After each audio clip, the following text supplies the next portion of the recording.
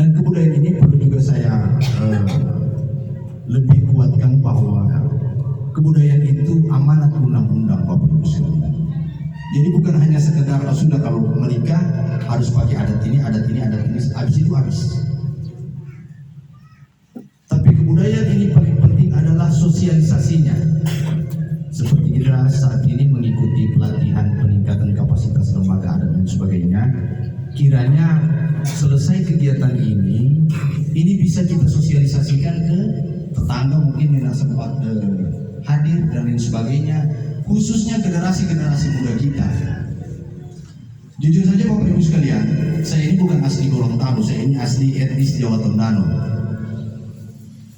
Tapi dipercayakan oleh Dirjen Kebudayaan untuk mendampingi program-program kebudayaan dari Dirjen Kebudayaan Republik Indonesia di Gorontalo, khususnya ke Kabupaten Bualemo. Itu penggiat budayanya saya sendiri. Kemarin saya turun juga di Wonosari. Habis itu dari Wonosari ke Pamuyaman Pantai mendampingi pelatihan adat ini. Tapi yang saya salut adalah alhamdulillah di tiap pemerintah desa yang ada di Kabupaten Bualemo ini itu sudah menganggarkan sebagian anggaran dana desanya untuk kegiatan-kegiatan peningkatan pelatihan kapasitas lembaga adat. Nah, itu yang sangat-sangat saya apresiasi. Alhamdulillah, karena itu salah satu poin yang ada di 18 SDGs ya, Pak pendamping Pak Ayah Kepala Desa. Jadi ini terkadang ada juga ibu-ibu pelaku budaya khusus kuliner itu kadang bingung.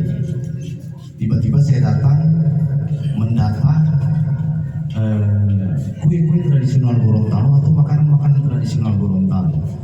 Yang muncul di pertanyaan ibu-ibu, Pak mau dapat bantuan? Saya sering kali kaget dengan itu.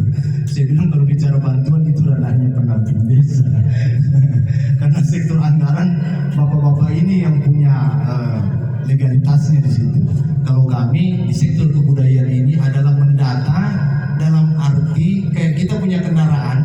Kalau BPKB atas nama orang lain jangan mengaku itu kita beli kendaraan. Sama juga dengan warisan-warisan budaya kita. Kalau tidak didata jadi seperti tadi kayak Riau Ponorogo, karena itu belum tercatat sebagai warisan budaya dunia milik Indonesia, akhirnya Malaysia mau ambil.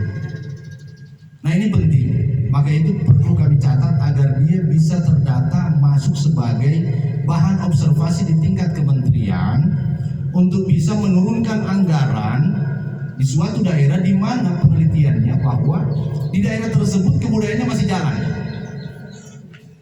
Di tahun ini ada 2 anggaran yang sempat saya bawa, itu sempat saya share juga, cuman karena memang keterbatasan keadaan juga, masih pandemi dan lain sebagainya. Itu ada namanya FBK, Anggaran Fasilitasi Bidang Kebudayaan, maksimal besaran anggarannya 750 juta dan serendah-rendahnya itu 250 juta.